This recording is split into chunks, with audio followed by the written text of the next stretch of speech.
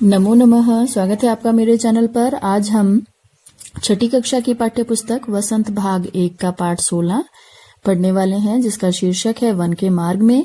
इसे लिखा है तुलसीदास जी ने। ये सवैया है। जिस तरह से दोहा, सोरठा आदि होते हैं, उस तरह से सवैया भी एक प्रकार का छंद होता है।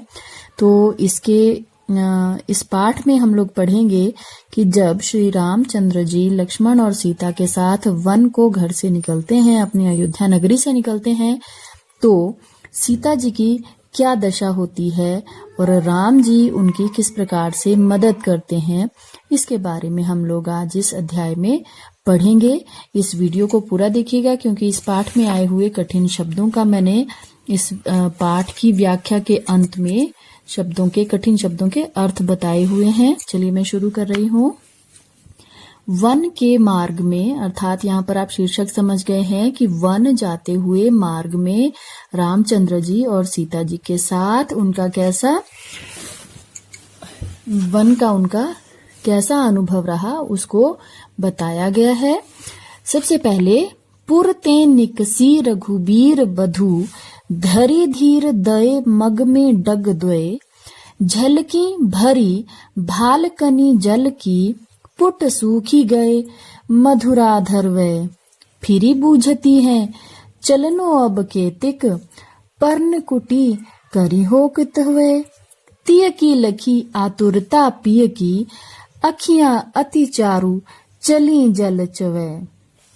अब यहाँ पर आप प्रसंग किस प्रकार से लिखोगे कि प्रस्तुत सवैया हमारी पाठ्य पुस्तक वसंत भाग 1 का अध्याय वन के मार्ग में इसे लिया गया है। इसे लिखा गया है तुलसीदास जी के द्वारा। इसमें जब श्री रामचंद्र जी सीता और लक्ष्मण के साथ वन के लिए निकलते हैं, तो सीता की मनोदशा किस प्रकार थी, उसका वर्णन किया गया है। तो अब इसका मैं भावार्थ आपको स्पष्ट करके बता रही हूँ कि पुरते निकसी रघुबीर बधु। पुर यहाँ पर कहा है नगरी को, और कौन सी नगरी में रहते थे रामचंद्र जी? अयोध्या नगरी में। अयोध्या नगरी से या अपनी नगरी से निकसी मतलब निकली, रघुबीर बधु, रघुवीर की वधु मतलब श्री रामचंद्र जी की पत्नी, और पूर्व से निकली अर्थात अपनी अयोध्या नगरी से निकली। तो धरी धीर, धीर होता है धैर्य धर के, अर्थात धैर्य धारण करके उन्होंने दये मग में डग द्वे, उन्होंने, मग होता है मार्ग या रास्ता, उन्होंने अपने मार्ग में 2 कदम चलना आरंभ किया। मतलब कि उन्होंने जब वो अपनी अयोध्या नगरी से निकले तो धैर्य धारण किया और वो अपना वन की ओर चल पड़े, और उन्होंने धैर्य के साथ मार्ग में कदम बढ़ाए। झलकी भरी भालकनी जल की। अब जैसे ही वो वन के दुर्गम मार्ग पर चलते हैं तो क्या होता है, झलकी भरी की झलक उठी, क्या हुआ, भालकनी जल की। भाल कहा जाता है मस्तक या माथे को, और कनी जल की, कनी मतलब बूंदें, जल की, कि जैसे ही वो मार्ग में चलना आरंभ करती हैं तो वन के दुर्गम मार्ग में चलते चलते जैसे जैसे धूप होती है तो उनको जो है, उनके माथे पर जो है जल की बूंदें झलकने लगी। मतलब कि उनके माथे पर जो पसीना है वो आ गया, तो उनके माथे पर जो है जल की बूंदें दिखाई देने लगी। पुट सूखी गए मधुराधर वे, और उनके मधुराधर, अधर कहा जाता है होंठों को, और उनके वे मधुर होंठ सूख गए। फिरी बूझती हैं, फिरी मतलब फिर से, पुनः बूझती हैं, बूझना होता है पूछना या जानने की उत्सुकता रखते हुए वो उनसे पूछती हैं, चलनो अब केतिक, कि अब और कितना चलना है, पर्ण कुटी करी हो कित हुए। अब वो वन में जा रहे हैं, तो वन में वो रहने के लिए उनके पास अब वो महलों वाला ऐशो आराम तो नहीं था, इसलिए अब वो वन में जो है उनसे पूछती हैं कि आप, पर्ण कहा जाता है पत्तों को और कुटी कहा जाता है कुटिया को, कि आप पत्तों की कुटिया कहाँ पर बनाओगे, कि आप पत्तों की कुटिया कहाँ बनाओगे और अभी हमें और कितना चलना है।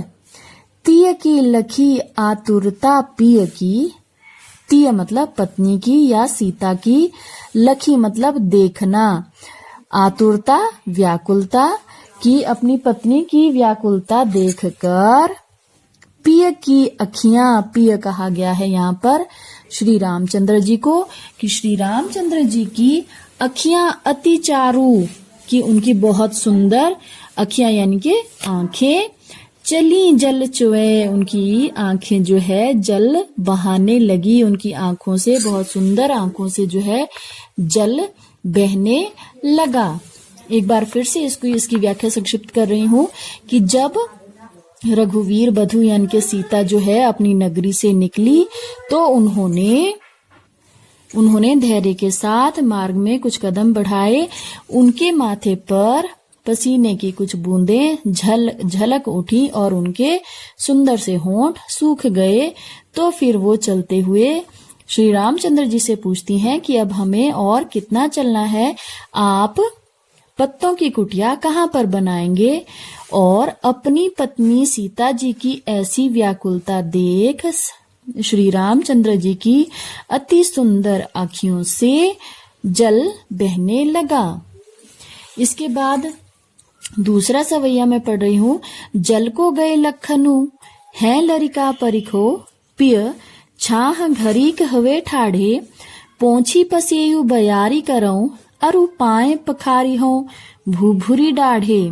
तुलसी रघुबीर पियाश्रम जानी कै बैठी, विलंब लव कंटक काढ़े, जानकी नाही को नेह लख्यो, पुल को तनु बारी बिलोचन बाढ़े।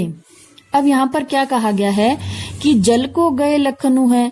अब उसके बाद जब वो मार्ग में वहां पर रुकते हैं, जल को गए लखनऊ है अर्थात लखन जो है जल को गए हैं। यहाँ पर यही बताया जा रहा है कि जब वो कुछ देर वहां पर आगे चलने के बाद जल के लिए लखन जी को यानी कि लक्ष्मण जी को भेज देती हैं। और है लरिका परिखो, कि वो लरिका कहा जाता है लड़का, परिखो मतलब प्रतीक्षा करना। अब वो क्या कहती हैं कि वो बालक हैं। अब सीता जी के लिए तो लक्ष्मण जी बालक के ही समान हैं, तो वो क्या कहती हैं कि वो बालक हैं और परिखो मतलब उनकी प्रतीक्षा कीजिए कि उनको आने में विलंब भी हो सकता है, उनको आने में समय लग सकता है, जो कि जल लेने के लिए गए हैं। तो पिय छाह घरी खवे ठाड़े, कि पिय मतलब हे श्री राम, छाह घरीक की वृक्ष की छांव के समय, हवे ठाड़े खड़े हो जाइए कि अभी बहुत धूप है, आप जो है थक चुके हैं। तो जब तक लखन जी जल लेकर आते हैं तब तक आप वृक्ष की छाया में खड़े हो जाइए। पोंछी पसेऊ बयारी करो, पोंछी मतलब पोंछना और पसेऊ कहा जाता है पसीने को, कि मैं पसीना पोंछ कर बयारी करूं। बयारी होता है हवा करने को, हवा करती हूँ। अरु पाए पखारी हूँ भूभुरी डाढ़े, और जो कि रेत में आपके तपे हुए पैर हैं, पाए कहा जाता है पैरों को, और पखारना होता है धोना। तो आपके रेत में तपे हुए पैरों को मैं जल से धो देती हूँ। तुलसी रघुबीर प्रियाश्रम जानी, कै बैठी विलंब लो कंटक काढ़े। अब तुलसीदास जी कहते हैं कि रघुबीर प्रियाश्रम जानी के, कि रघुबीर श्री रामचंद्र जी प्रियाश्रम, श्रम कहा जाता है थकान को, कि जब श्री रामचंद्र जी को यह आभास होता है कि वो बहुत बुरी तरह से थक चुकी हैं, तो इस बात को जानते हुए वे कि बैठी विलंब, विलंब मतलब काफी देर तक बैठकर, लव कंटक काढ़े, उनके कांटे जो है पैरों में जो चुभे हुए थे उनको निकालने लग पड़े। जानकी नाह को नेह लख्यो, कि जानकी का जो है अपने नेह होता है स्नेह या प्रेम, लख्यो देखकर, कि जानकी द्वारा, जानकी ने जब अपने नाथ का ऐसा स्नेह देखा तो पुल को तनु, उनका तनु मतलब शरीर, उनका शरीर जो है पुलकित हो उठा, रोमांचित हो उठा, और बारी बिलोचन बाढ़े, और उनके अश्रुओं से जो है जल बहने लगा। अब इसको मैं फिर से बता रही हूँ कि सीता जी श्री रामचंद्र जी से कहती हैं कि लक्ष्मण जो है जल लेने के लिए गए हैं, और क्योंकि वो अभी बालक हैं, छोटे हैं, लड़का हैं और उनको आने में समय लग सकता है, उनकी प्रतीक्षा कीजिए, इसलिए आप जो है वृक्ष की छांव में खड़े हो जाइए। पोंछी पसेऊ बयारी करूं, मैं जो है आपका पसीना पोंछ देती हूँ और आपको हवा कर देती हूँ और आपके धूप में तपे हुए पैरों को धो देती हूँ।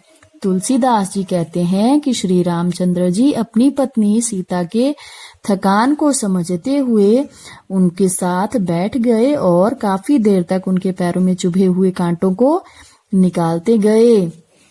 जानकी जी ने अपने पति का, अपने स्वामी का ऐसा स्नेह देखा तो उनका तन पुलकित हो उठा, रोमांचित हो उठा और उनकी अखियों से, उनके लोचन से जल बहने लगा। तो ये तो थी इसकी व्याख्या। अब चलिए इसका शब्दार्थ जो है मैंने लिख कर रखे हुए हैं, आप उनको देखिए जिससे कि आपको हर एक शब्द का अर्थ समझ में आ जाए। पसेऊ का अर्थ होता है पसीना, बयारी हवा, लरिका लड़का, परिखो परखना या प्रतीक्षा करना, ठाढ़े खड़े, भूभूरी गरम रेत, श्रम थकान, नेह स्नेह या प्रेम, बारी अश्रु या जल, बिलोचन आंख, पुर नगरी, निकसी निकली, धीर धैर्य, दये दिए, मग मार्ग, पुट होंठ, डग कदम, भाल मस्तक, द्वय अर्थात दो, बूझती अर्थात पूछती, चलनो चलना, केतिक कितना, पर्ण पत्ता, कुटी कुटिया, करिहो बनाना, तिय पत्नी, लखी देखकर, आतुरता व्याकुलता, चारु सुंदर। तो ये तो था आज पाठ 16 वन के मार्ग में। आशा है आपको बहुत अच्छी तरह से समझ आया होगा। इसके साथ ही ये वीडियो समाप्त होता है। धन्यवाद।